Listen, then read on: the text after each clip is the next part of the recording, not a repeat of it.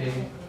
Y fue Pablo de Rocha, estuvo trabajando comercio exterior, Organización internacional, internacional, TLC. Ahí va. Bien. El palo de hockey de la historia. ¿El qué? El palo de hockey de la historia. Ahí va. Bien. Hoy bajó la cantidad de gente, ¿no? Bajó un poco. Sí, tenía fe eso. No me tenían fe, ¿eh? ¿Vieron el nombre ahí? No sé qué pasó, pero sí. Venía más confundido. No sé. Bueno. Fue bajando periódicamente. O sea, mira que fue pasando el taller. Sí. Ya había menguado. Había menguado.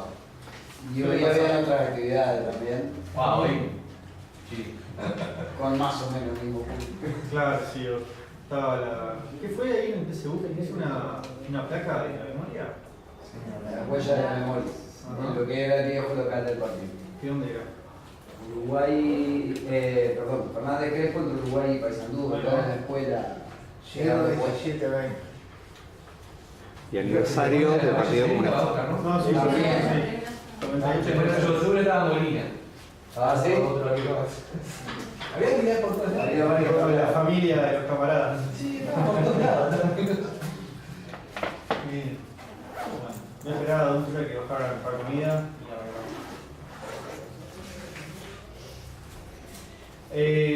¿Distribuyeron material?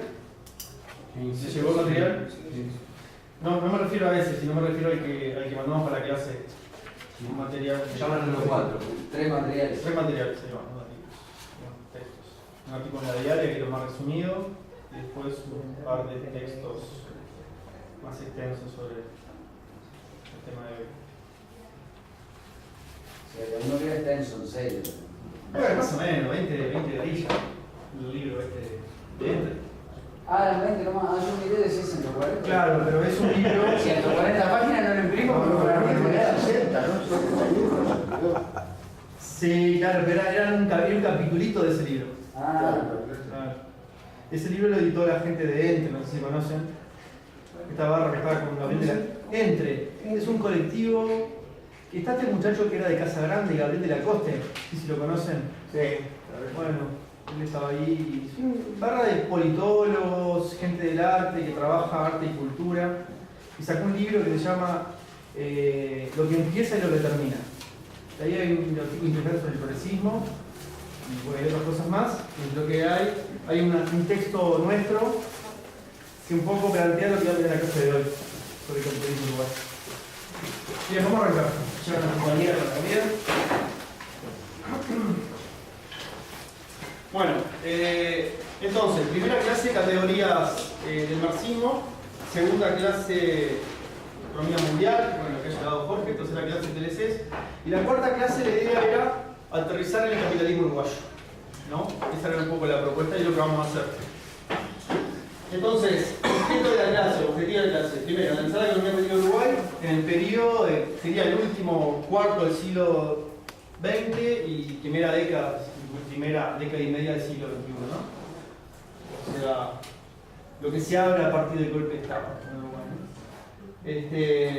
La idea es identificar la dimensión estructural o lógica profunda del capitalismo uruguayo, el movimiento y su metabolismo. A partir de comprender qué papel juega, ahí vos no ves capaz, ¿no? Esta fila no veo lo que dice ahí, sí. Sí. Vamos. A partir de entender qué papel juega Uruguay en la unidad global, ¿no? Esto es importante porque es un principio metodológico fundamental para nosotros. Y que tenemos que además escasea mucho como principio metodológico.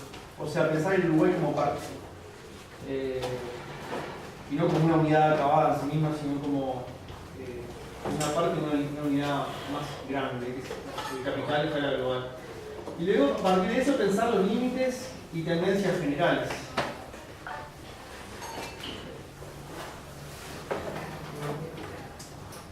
Un breve repaso, voy a hacer bien rápido, de lo que a mi juicio implica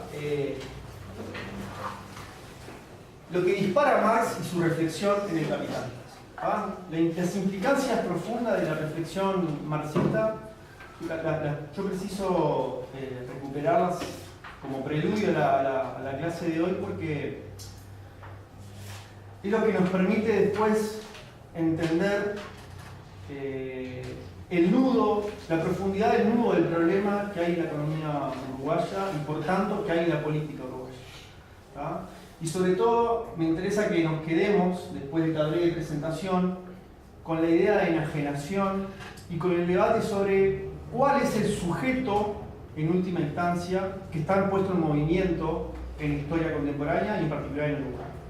¿Tá? Es un debate más pesado que no vamos a entrar ahora, pero tiene que ver con identificar a qué responde la lógica. Si la lógica del movimiento histórico responde a las voluntades abstractas de los individuos, o hay una lógica subyacente ante la cual estamos enajenados, y que en definitiva ese es el sujeto. A eso voy a ir. Bien, la primera clase me imagino que Bruno les preguntó qué es el valor de una mercancía, ¿no? Y yo hiciera esa pregunta a ustedes ahora. ¿Qué es el valor de una mercancía? ¿Ustedes qué me dirían?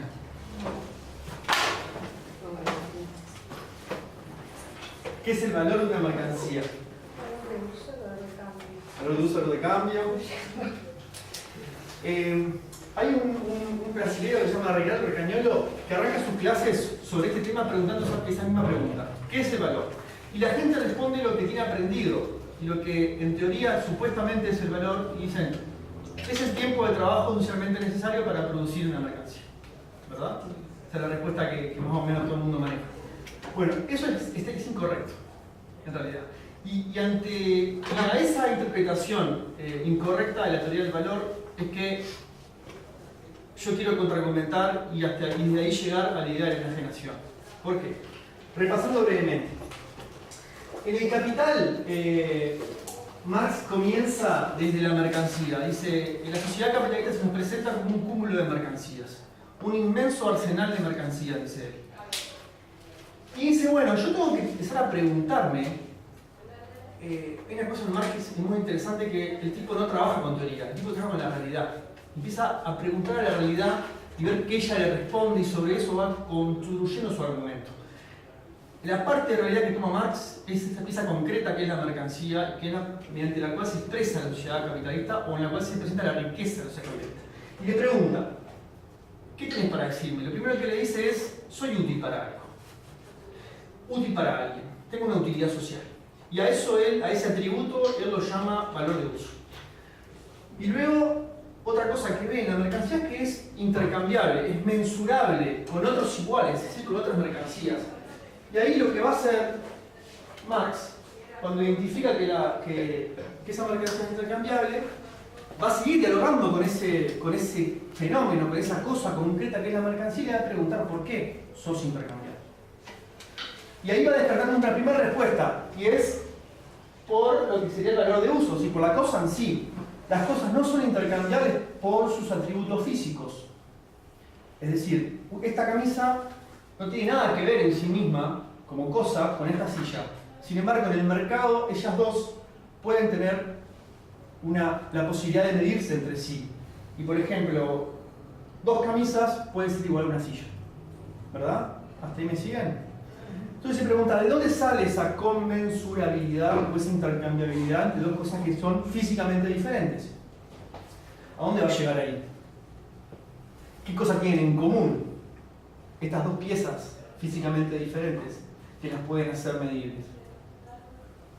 Son producto del trabajo. Son producto de trabajo. que Son producto de trabajo, man. Fundamental, eso. El tiempo de trabajo lo que me va a dar es la magnitud de esa posibilidad de reconocerse entre sí con otras mercancías, digamos. Pero el tiempo de trabajo usualmente necesario, que se requiere para producir una mercancía, no va a ser su valor. Su valor va a ser un atributo que tiene esa cosa en tanto está puesta en un movimiento social. Me refiero a movimiento social, me refiero a un conjunto de relaciones sociales que son de carácter mercantil. Y son de carácter mercantil porque la sociedad en determinado momento da un salto y empieza a organizarse de forma indirecta. Empieza a organizarse con lo que dice de arriba, en rojo, que para mí es la semilla de todo, en productores privados e independientes. Los vínculos de relación personal se han diluido, estamos hablando del pasaje de la Edad Media del capitalismo. Entonces la forma que tienen de encontrarse los trabajos de la gente es a través de un elemento que intermedia. Y ese elemento que intermedia es el mercado. Por eso pasamos a una sociedad mercantil que empieza a generalizar esos vínculos mercantiles. ¿Tá? Entonces, aquellas cosas, o sea, los seres humanos pensamos producir, intermediar con la naturaleza mediante el trabajo para producir las cosas que nos permiten reproducir nuestra vida, ¿verdad? Entonces, esas cosas que producimos, podemos llamarle valores de uso, como lo llama Marx, la cosa en sí se llama valor de uso, en tanto que están puestas en un movimiento que es de tipo mercantil, engendran un atributo que se va a llamar, que Marx lo va a llamar valor. ¿Me van siguiendo hasta ahí? Sí. O sea, el valor, vieron que de la mercancía se despliegan estos dos conceptos y de este concepto se despliega el valor, va a ser, va a decir Marx, la sustancia social común a todas las mercancías. Sustancia social. Acá no sobra ni una palabra en esta idea que está aprendiendo Marx. Lo llama sustancia social porque justamente existe en el vínculo social, existe en el movimiento. Por eso también podemos decir que el valor es una relación social. ¿Me van siguiendo? O sea, el valor no es la cosa, sino la cosa en tanto expresa trabajo que fue objetivado hacia el marco de un vínculo mercantil. ¿Se entiende? Marx lo llama objetividad espectral, porque es propio del objeto, pero no se ve, no se ve, es una elaboración abstracta que hace Marx sobre ese elemento. Por ejemplo, para que quede clara esta idea de que el valor existe en el movimiento, por eso esta idea de que el valor no es el tiempo de trabajo socialmente necesario. El tiempo de trabajo socialmente necesario para producir una mercancía lo que me da a mí es la magnitud de ese valor y que se expresa mediante el valor de cambio enfrentado a otra mercancía. Otra chaqueta, otro champión, dinero, que es una mercancía particular. ¿Tá? Pero lo que está en juego acá ocurriendo es que Marx identificó cómo se empieza a comportar esta nueva sociedad que es de tipo mercantil. Identificó sus piezas fundamentales. Ahí aparece el valor como un elemento fundamental. Yo, por ejemplo, hago una pizza rellena, ¿no? Invito a comer a mis amigos en mi casa y pongo esa pizza arriba de la mesa. ¿Esa pizza tiene valor? En el término en el cual estamos pensando el valor. Convido a mis amigos para que coman esa pizza. De uso sí, ¿eh? De uso sí, ¿verdad? De uso sí. ¿Pero tiene valor? El cambio no. No. Si no te la pagan, no. ¿Por qué no tiene valor? Porque no intercambias. Porque no está puesto en la relación social de intercambio, es decir, en la relación ya mercantil. Pero si yo agarro esa misma pizza y la saco de ahí, la llevo a la placita y le pongo un cartel que dice 15 pesos, Ahí sí. ahí esa pizza cobra valor. ¿Tá? Porque ahí sí yo produje esa pizza para venderla y intercambiarla por otra mercancía. O sea, el valor no es un atributo de la cosa. El valor es, digamos, una manifestación que se engendra en el movimiento. Y esta idea es importantísima porque Marx no está pensando en cosas. Marx está pensando en movimiento, en relaciones sociales, fundamentalmente. Y ahí hay un clic importante que después vamos a ver cómo se traslada también para pensar lo que es el capital. ¿Ah? Bien. Este valor es importante porque el valor, que es, digamos, la sustancia de los vínculos mercantiles, va a ser clave para dos procesos fundamentales. Para la división social del trabajo, ¿por qué? Y luego para la diferenciación de los sujetos sociales. Y la construcción de las clases sociales incluso. ¿Por qué? Supongamos que Fede y yo somos artesanos. ¿Y cómo se llama vos? Sí, Tamara. Tamara, Federico y yo somos artesanos. Los tres producimos zapatos. Los tres producimos en 10 horas de trabajo, producimos un zapato, cada uno de los tres. Ella produce en 10 horas un zapato, yo hago lo mismo, y ellos lo mismo. El valor que el mercado reconoce a ese zapato es lo que se llama el tiempo de trabajo socialmente necesario, o sea, un promedio de los tres trabajos privados e independientes. ¿Tá? O sea, el valor de mercado de ese zapato, ¿cuál va a ser? 10 horas, ¿verdad? Bien. Entonces ahí nosotros insumimos un valor de 10 horas y recibimos en el mercado un valor de 10 horas. Supongamos que, no sé, Fede desarrolla una técnica particular de trabajo, alcanza una materia prima de mejor calidad, no sé qué, y el zapato de él empieza a insumirle 5 horas de trabajo. ¿Tá? Y él hace lo mismo, pero yo no. Entonces ahora las horas de trabajo puestas para producir 3 zapatos son 5 horas de trabajo más 5 más 10. O sea que en total son 20 horas para dividir por 3 zapatos. 20 tercios. O sea que el valor de cada zapato va a ser 20 tercios. Ahí va. 20 tercios 6,6. 6, ¿puede ser? Bueno. Entonces, ¿qué pasó ahora? ¿Vieron? El valor operó. Porque el valor lo que hace simplemente es ver los tiempos que se ponen en juego para producir determinado bien. Yo produzco en 10 horas, pero el mercado reconoce nada más que 6,666 horas. ¿No?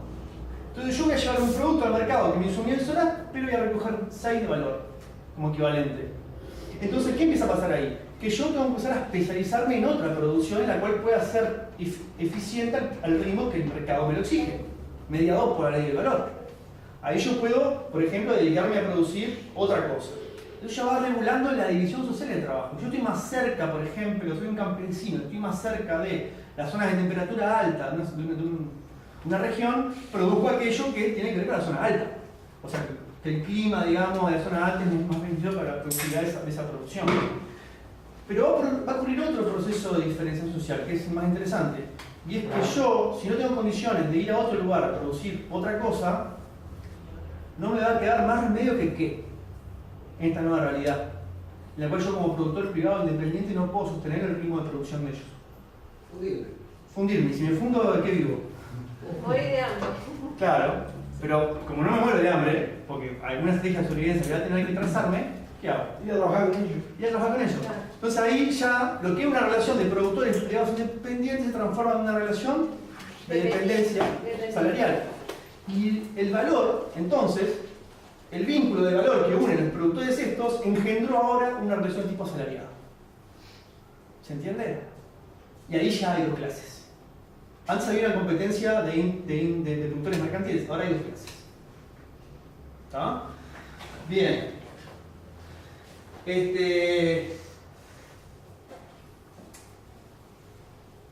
¿Qué va a hacer el dinero en todo este juego?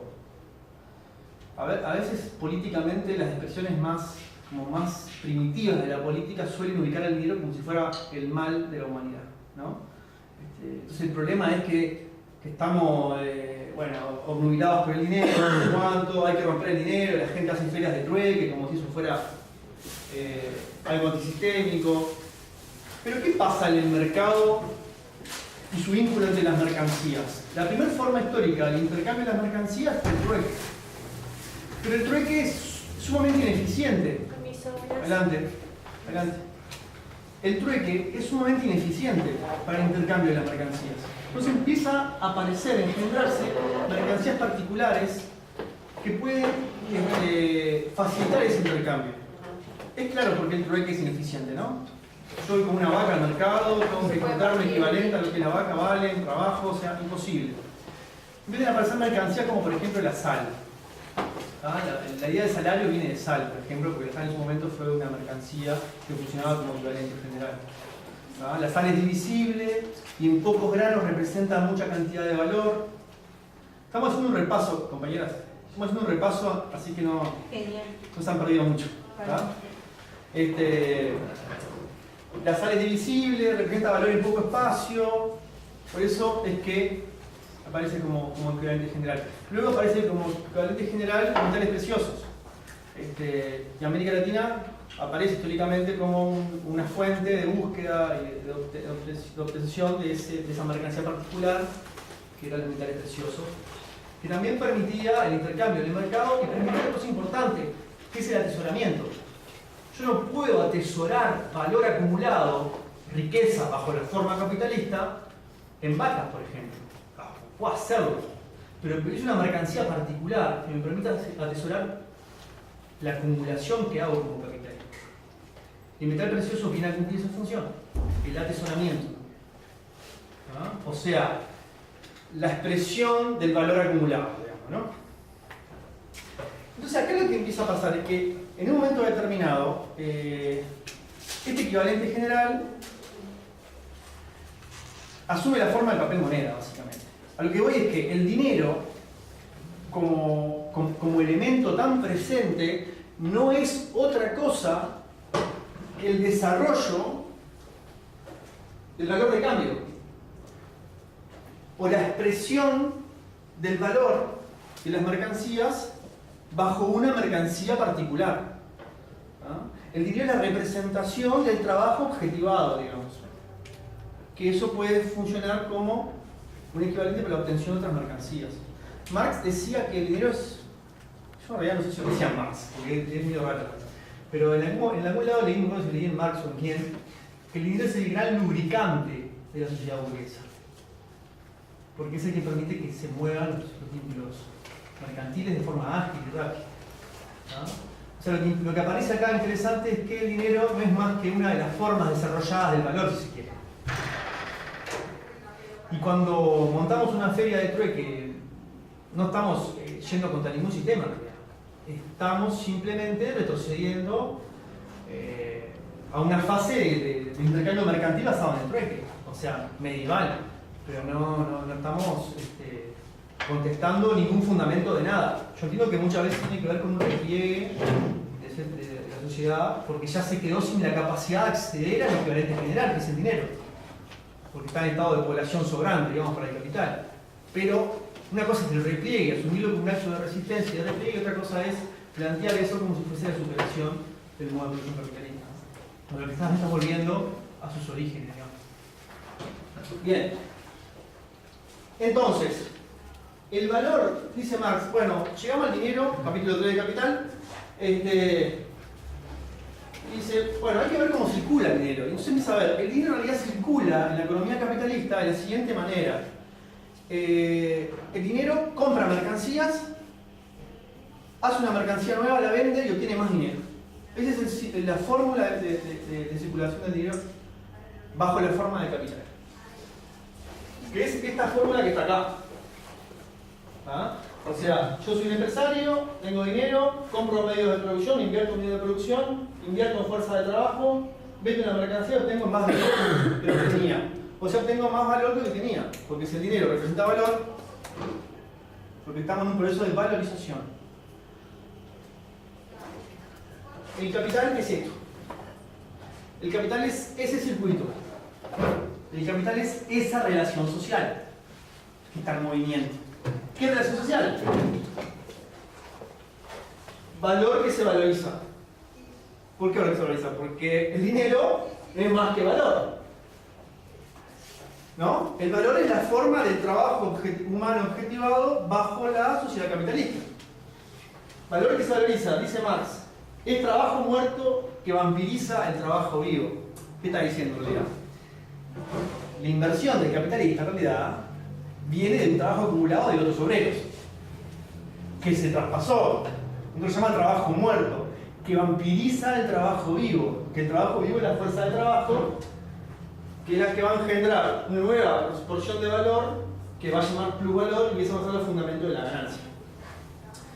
Lo importante de ver acá es de vuelta el capital como movimiento, como circuito, como relación social. La novedad del capital como relación social respecto al valor es que aparece la fuerza de trabajo.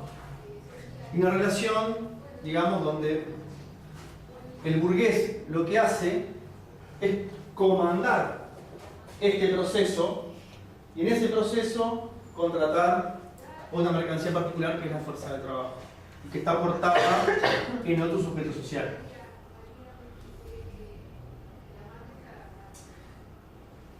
Hay un tema interesante también con el tema de la reproducción y la relación social, que vuelve a aparecer en Marx cuando tenemos que pensar la fuerza de trabajo y el papel del obrero. Yo puedo decir también que el ser obrero también es una relación social. Nadie es obrero en sí mismo. Digamos, nada es en sí mismo, pensando en clave de Marx. Todo es puesto en relación con algo. ¿Ah? Marx dice, el obrero es un sujeto que es doblemente libre. Es libre de los medios de producción, es decir, fue desposeído de los medios de producción. El campesino, por ejemplo, que se le expropia la tierra, en fin. O el artesano que quiebra, no tiene más elementos de trabajo. Y es libre de los lazos de dependencia personal. Por eso justamente es que puede vender su fuerza de trabajo en un mercado. Porque si fuera esclavo de alguien, no lo podría hacer. Está liberado de esa doble, es entre comillas, liberación, ¿no? Porque en definitiva está puesto en una relación social que no tiene nada de liberadora. Ahí Marx, cuando habla de la acumulación originaria, pone un ejemplo que es muy interesante, que hay un burgués, no sé si en Inglaterra o en Alemania, que dice que va a trasladar su fábrica para América, ¿no? No sé, un burgués visionario ahí, que está ahí compitiendo en Inglaterra, dice, no, yo voy a trasladar la fábrica para América porque ahí no me cobran impuestos. No sé, si hay tipo para el Surinam, así un lugar sin Estado, en fin. Siglo XIX, ¿no? 1850, 60, por ahí. Entonces el tipo traslada su fábrica para Surinam, pongamos Surinam por ejemplo, traslada a los obreros que tenían su fábrica para Surinam. ¿Y qué pasa cuando llega a América?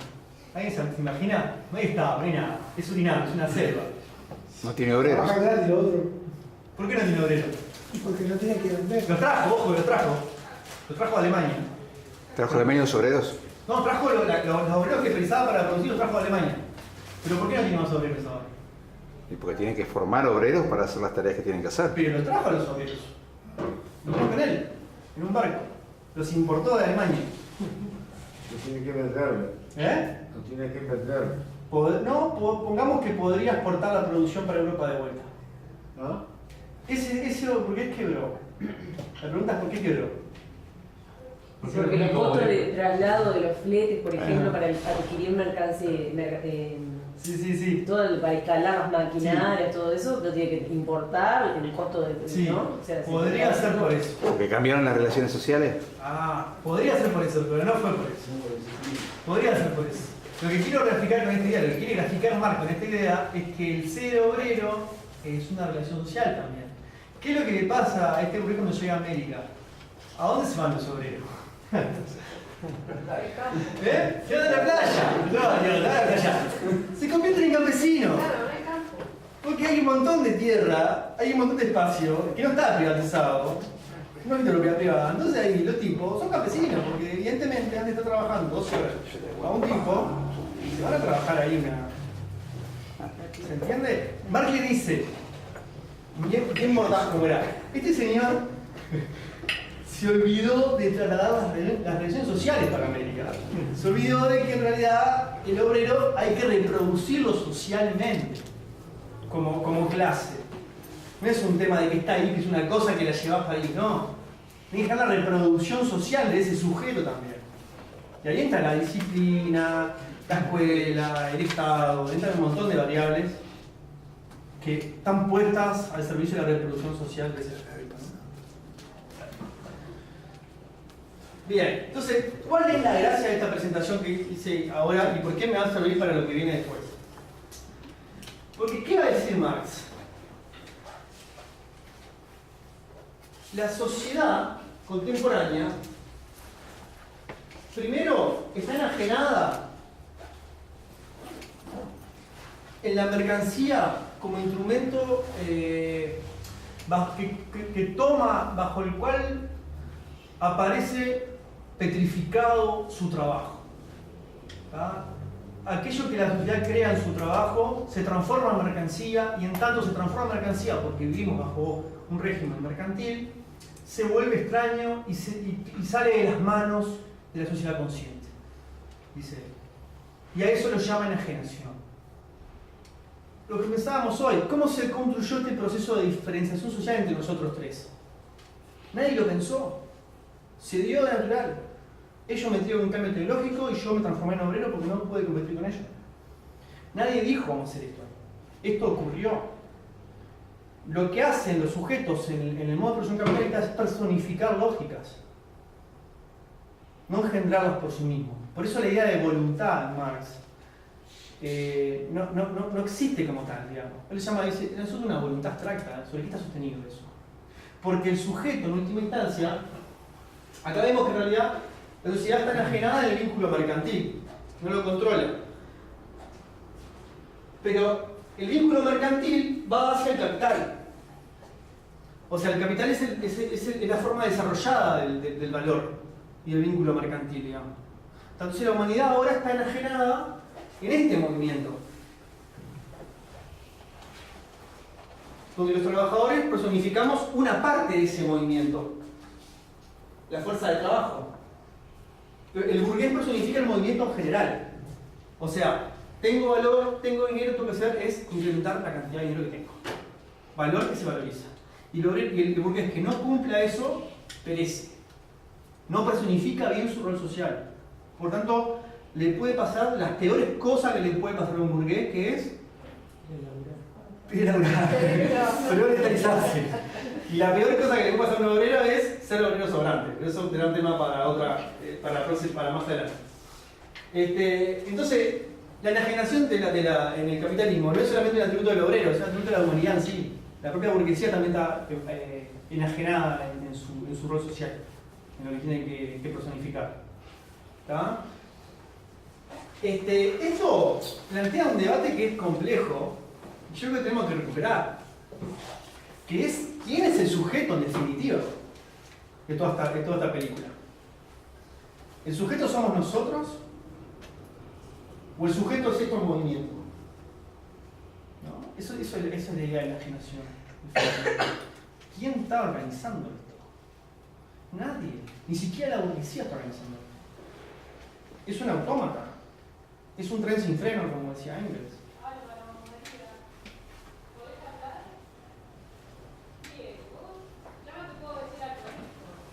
El sujeto en Marx es el capital, no es la clase obrera, si se quiere. O por lo menos la interpretación que yo hago de Marx en función de lecturas que he hecho de otra gente que lee así Marx. Creo que está mal leer en Marx el sujeto de la clase obrera. El sujeto es el capital. Y de ahí, de la clase obrera ser parte de ese proceso del capital, es que la clase